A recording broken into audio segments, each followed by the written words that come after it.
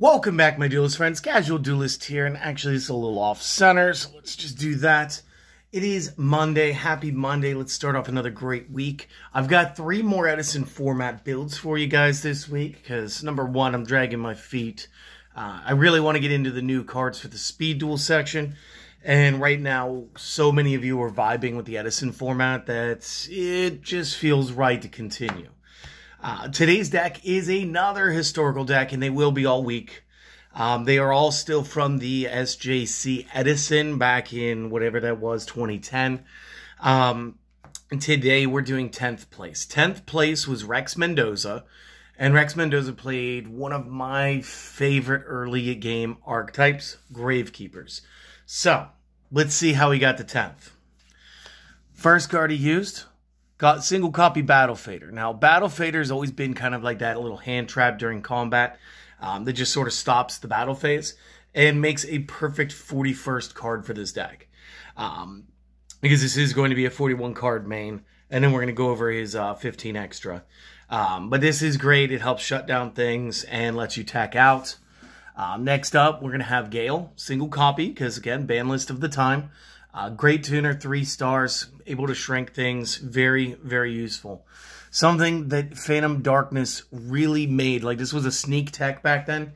It started off as like a really cheap, like almost like a couple dollars super rare, and then when, I don't remember if it was Jerry Wang or who the Duelist was, somebody started teching this, and it got the recognition it deserved and went up to like $20 for a while.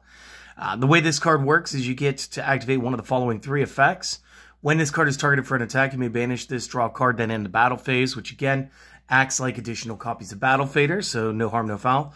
Second effect, target a face-up monster you control, and this card, banish both to draw 2 cards, which makes it a great tech. So you either draw 1 end of battle phase, or you just simply draw 2.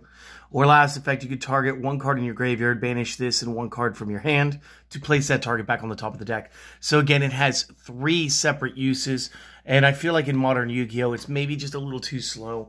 But at this point in 2010, during the Edison format, this was like peak tech. This thing was amazing. Moving on to some of the actual Gravekeepers. 2 copies of Commandant. It's the only non-dark attribute typed here. Simply has the effect, you pitch this card from hand, add Necro Valley to from deck to hand. Single copy of Descendant. You contribute a face of Gravekeeper monster you control except for this card to destroy 1 card your opponent controls. So similar to the 6 Samurai's hand, except hand could tribute self. So this is good. 1 old school copy of Guard. Guard is flip bounce card, and that is good. And then the one that I'm the most familiar with, 3 copies of Spy, flip, special summon another G-Keeper with 1500 or less attack from the deck. This would allow you to place another Guard. This would allow you to place a Spy. In this case, I believe it allows you to pull everybody but our Field Spell Searcher. So it's a very tight little package of Gravekeeper cards. Last 2 monsters, 1 copy Morphing Jar because you want to refresh your options, and 1 copy Sandgame, played by the old effect because it was not errated yet, so you would be able to add a monster that is 1500 or less attack from deck to hand. Again, this would allow you to access everything in your deck except your Commandant. So again, super important. Moving off to the spells, we see 3 copies of Book of Moon. Now, you pair this off with the Gravekeeper Spy's ability to pull cards out of the deck. You can bait your opponent into an attack by playing Guard in attack mode. Then when they choose to attack, you Book of Moon your Guard. You have not changed the number of monsters on your side of the field. The attack must continue. The guy's now face down, so he's going to flip. Probably going to either tank the attack or, at the very least, he's going to go ahead and be able to flip and bounce one of the larger threats from the opponent's side of the field. So again, very utility, very useful no matter how you look at this. Next up, 1 copy Gold Sarcophagus. Again, this was like a really good tech right then. You do suspend a card in the banish pile for 2 turns. You get it back during your second standby phase. Standby phase. And you'll get to add that from that pile to your hand. It's all good.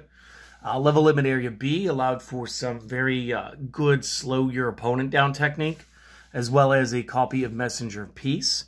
Messenger Piece makes monsters with 1500 or more attack unable to attack, with the cost being 100 life points during the standby phase. 2 copies of the Necro Valley. Again, this is going to buff the G-Keeps by 500 of both stats. It's also going to prevent a lot of playing around with the discard pile. I'm going to kind of brief over this one today. Just because there are so many other good cards we get to talk about. And it is also the trigger condition for the 2 copies of Royal Tribute. And the way these work is you play these when Valley is active, and then both players must discard all monster cards within their hand.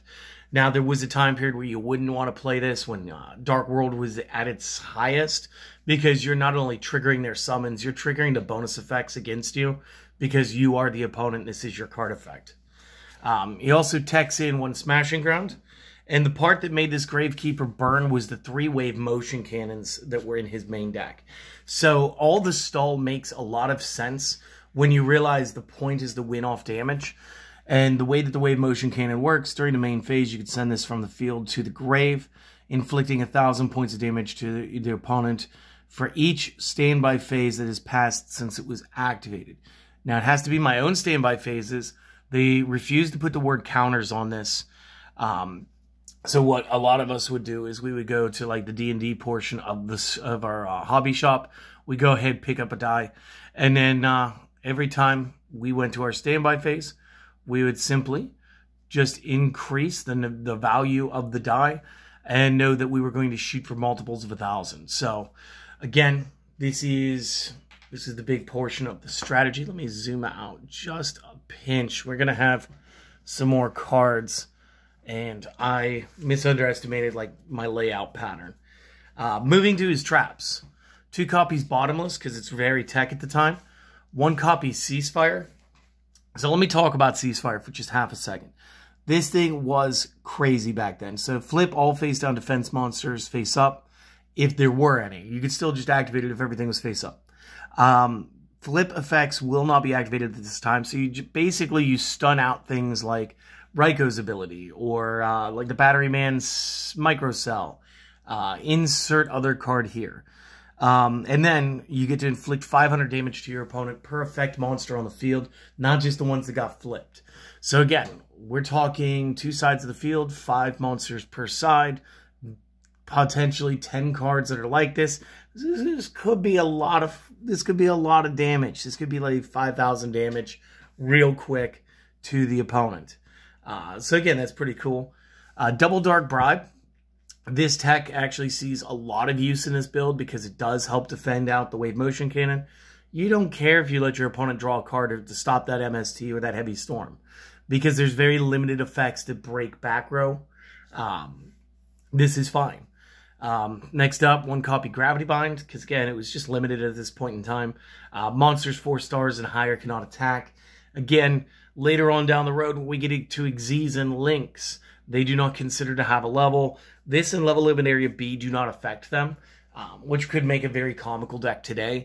But obviously none of that stuff existed then, so there's no real need to talk about it too long. 1 copy of Cylinder, because I actually think this was limited to 1 at the time. Negate an attack, deal damage to the opponent equal to the value of the attack. Good old Mirror Force. 2 copies of Skill Drain to stop your opponent from blasting through everything that you had. A copy of Solemn Judgment, because it's what the ban list lets you have. 2 copies of Starlight Road. Now, again, this is here for the multiple destruction effects.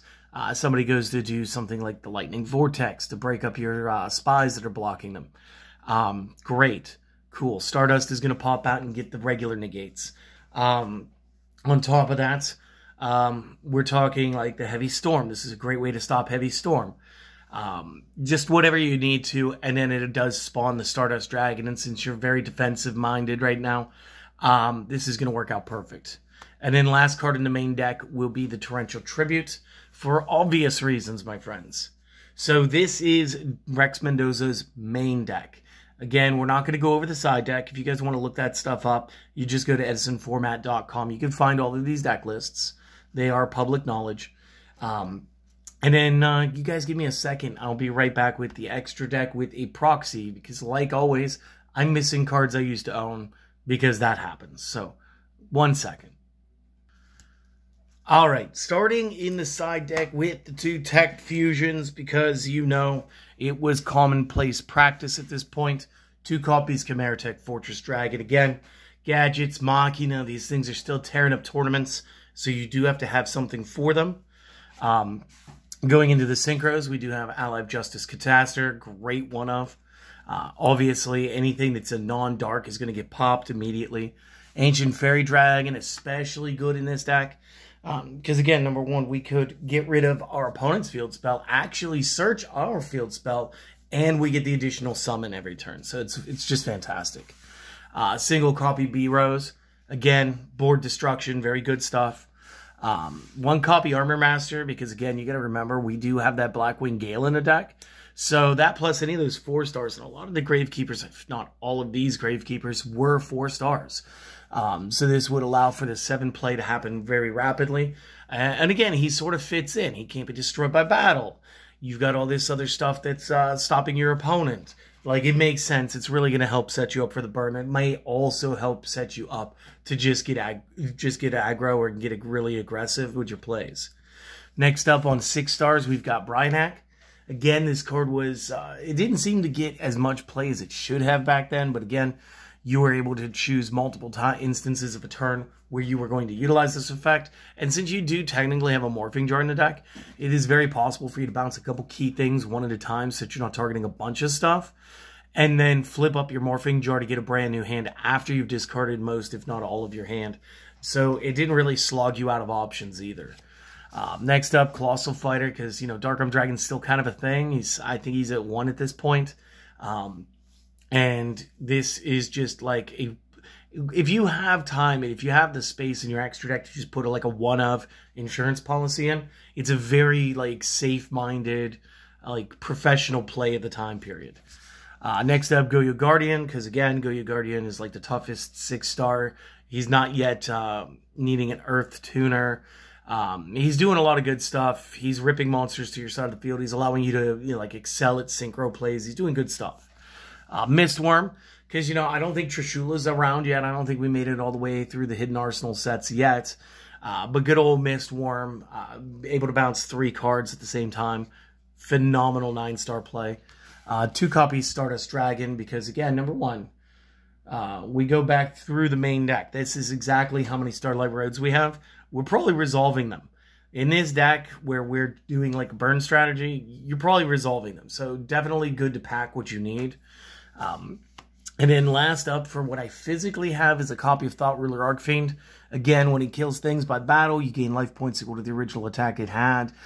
Plus, you can pay 1,000 to negate the activation of a spell or trap that targets a psychic and destroy it. So if he gets targeted, he's very self-protective. And again, this can make him like a really good strategy. The card I don't have, and I'm actually going to need this a couple times this week, is going to be copies of Arcanite Magician. Now, Rex played 2. Let me check. 2. And this guy is amazing. I should have this. This is like Crimson Crisis or whatever. Yeah, Crimson Crisis. I had these. I definitely had these. I've definitely played these before. It's a great card. Tuner, non-tuner, spellcasters, it is 7 stars. If synchro summoned, it immediately gives itself 2 spell counters. First, each spell counter that it currently has on it, it'll gain 1,000 points. There's no cap on this card. And you can remove a spell counter from your side of the field. Okay, you gotta understand how good that is. From your side of the field, target a card your opponent controls and destroy it. It doesn't say spell, trap, monster. It says card. Okay, so Arcanite Magician, great play. You're going to want 2 of these.